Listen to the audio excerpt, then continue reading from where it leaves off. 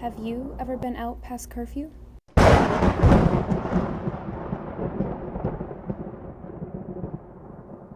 Rushing around every curve to get home on time. The rubber clinging to the ground with every turn of the wheel. Have you ever had to cover for someone who was going to be late? What was your story?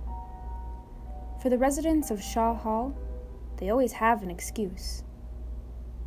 One girl was never worried about her curfew. One girl didn't leave at all. One girl is stuck in Shaw Hall forever.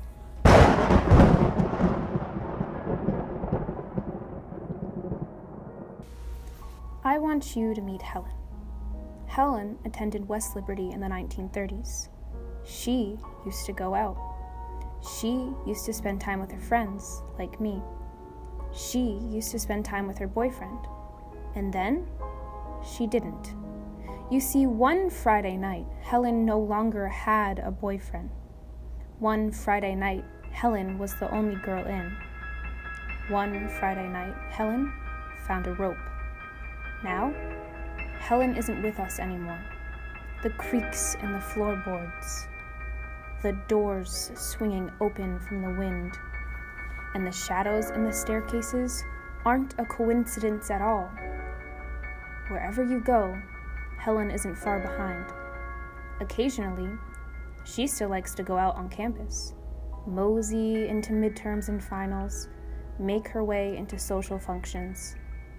And it wasn't until 1986 that Shaw Hall wasn't home to students anymore, leaving Helen with nobody to blame for their late-night activities. While there's no documentation stating Helen was ever a student at West Liberty, everyone she's ever paid a visit to describes her in the same way.